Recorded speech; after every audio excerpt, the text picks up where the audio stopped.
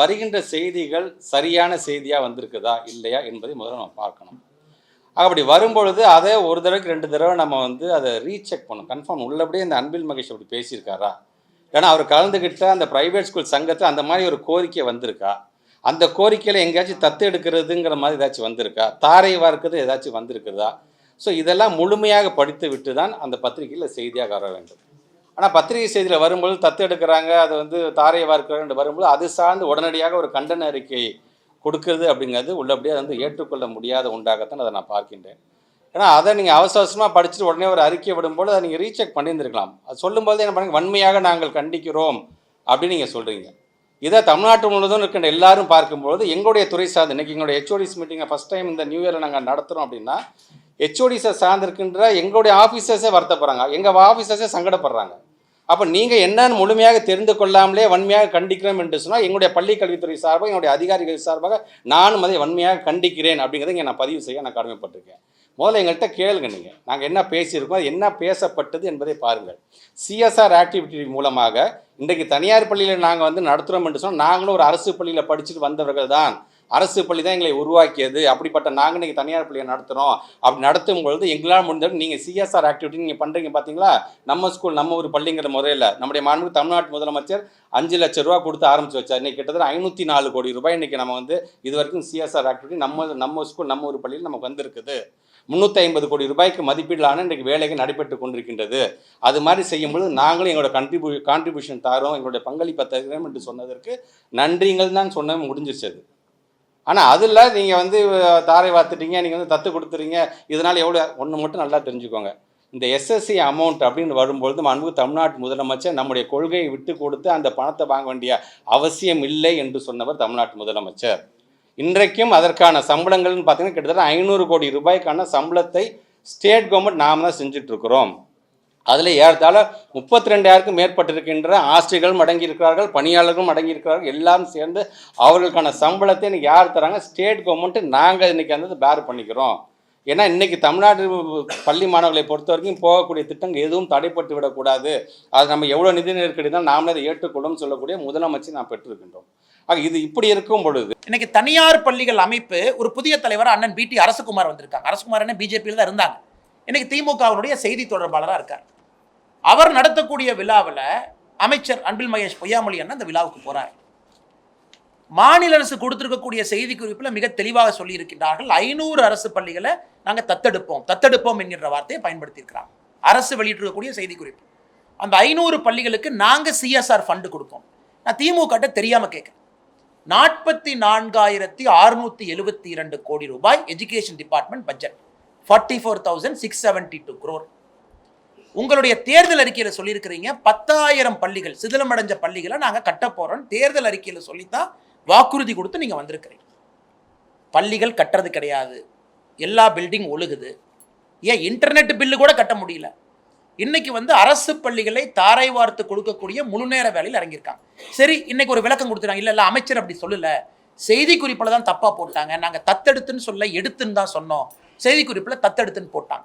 ஒருவேளை உங்களுடைய லாஜிக்கை எடுத்துக்கிட்டா கூட தனியார் பள்ளிகள் எதுக்கு உங்களுக்கு சிஎஸ்ஆர் கொடுக்கணும் சார்? தனியார் பள்ளி என்ன வீட்டில் மரம் காய்க்கிற பணம் வச்சிருக்காங்களா? தனியார் பள்ளியினுடைய அரசகுமார் என்ன வீட்டில் போய் கை தொட்டினா அந்த மரத்துலேருந்து பணம் வருமா? மிடில் கிளாஸ் மக்கள் தனியார் பள்ளியில் படிக்கிறவங்கள்ட்ட காசு வாங்கித்தான் நீங்கள் சிஎஸ்ஆர் ஃபண்டு கொடுக்குறீங்க. அப்போ அங்கே படிக்கக்கூடிய குழந்தைங்க ஃபீஸ் ஏற்றுறீங்களா? பட்ஜெட் இருக்கு, டாக்ஸ் போடுறீங்க, எல்லாரும் வரி கட்டுறோம், 44,000 கோடி ரூபாய் பட்ஜெட் இருக்கு. நீங்கள் செய்ய வேண்டிய வேலையை தனியார் பள்ளிகளுக்கு ஏன் தாரை வார்த்து கொடுக்குறீங்க? தனியார் பள்ளிகளுடைய வேலை என்ன? கல்வி கொடுப்பது. தனியார் பள்ளிகளுடைய வேலை அரசு பள்ளியில் கல்வி கொடுப்பது அவங்க வேலை கிடையாது. அதனால் அன்பில் மகேஷ் பொய்யாமொழி அவர்கள் ஒரு விஷயத்தை புரிஞ்சுக்கணும். தனியார் பள்ளிகள் சிஎஸ்ஆர், அதான கார்பரேட் கம்பெனிங்களானே.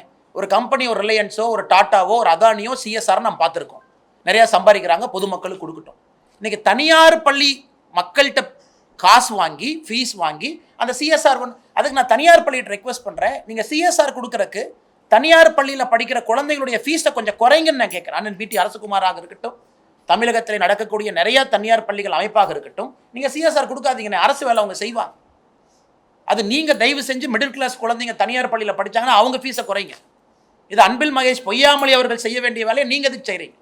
10,000 பள்ளிகளை சிதிலமடைஞ்சிருக்கக்கூடிய பள்ளிகளை நாங்கள் சரி பண்ணுறோன்னு சொல்லியிருக்கிறாங்க. அதை திமுக அரசு சரி பண்ணணும், வெள்ளை அறிக்கை கொடுக்கணும். எத்தனை பள்ளிகளை சரி பண்ணியிருக்கிறாங்க, எத்தனை பள்ளிக்குள்ள மரம் இருக்கு, மழை பெஞ்சா எவ்வளவு உழுவுது, எத்தனை இடத்துல ஓடு ஓட்டையா இருக்கு, எத்தனை ஆசிரியர்கள் இருக்கிறாங்க, எதுவுமே செய்யாம ஒரு திமுக கட்சி நிர்வாகி நடத்தக்கூடிய ஒரு மேடைக்கு போய் எல்லாம் பேசிட்டு அதன் பிறகு பிரச்சனையான பிறகு இவர்கள் மாற்றி பேசுவது முறையல்ல என்பதையும் கூட தமிழக அரசுக்கு இந்த நேரத்தில் நாங்கள் சுட்டிக்காட்ட விரும்புகின்றோம்.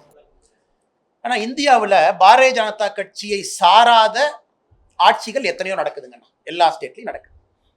எந்த மாநிலத்திலும் எழுப்பாத ஒரு புகாரை இங்க இருக்கக்கூடிய நம்முடைய அமைச்சர் பெருமகன் அவங்க எழுப்புறாங்க. PM ஸ்ரீ ஸ்கூல், அந்த 16,000 பள்ளிகள் நம்முடைய பிரதமர் கொண்டு வந்ததே புதிய கல்விக் கொள்கையினுடைய அம்சமாக, தனியாக கொண்டு வரலைங்க.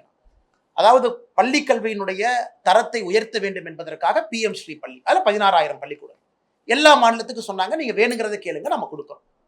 தமிழகத்தினுடைய முதன்மை செயலாளர் அவர்கள் கடிதம் எழுதுறாங்க, எங்களுக்கு இவ்வளவு வேணும் கொடுங்க.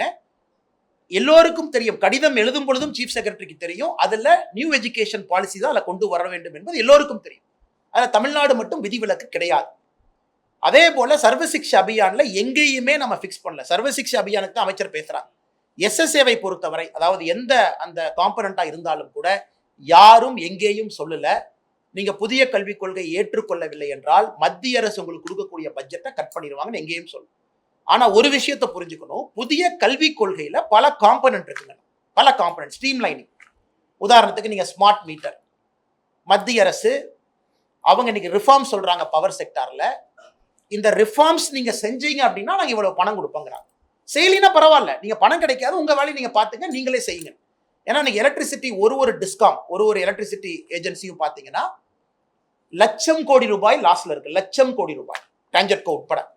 அதுக்கு மத்திய அரசு சொல்றாங்க, நாங்க பொறுப்பு ஏத்துக்கிறோம், கவலைப்படாதீங்க, நாங்க உங்களுக்கு ஃபண்டு கொடுக்குறோம், கான்ஸ்டிடியூஷன் படி நாங்கள் கொடுக்க வேண்டும் என்கின்ற அவசியம் இல்லை, அரசியலமைப்பு சட்டத்தின் படி பணம் கொடுக்க வேண்டும் என்கிற அவசியம் இல்லை. ஆனா பவர் செக்டர் ரிஃபார்முக்கு நம்ம கொடுக்குறோம், ஆனா நீங்க ரிஃபார்ம் பண்ணுங்க. அதையும் எப்படி பழி போடுறாங்கன்னா, மத்திய அரசு எலக்ட்ரிசிட்டி பில்லை ஏற்ற சொல்றாங்க. அந்த மாதிரி தான் அதை நான் பார்க்கிறேன். எங்கேயும் மத்திய அரசு சொல்லவில்லை.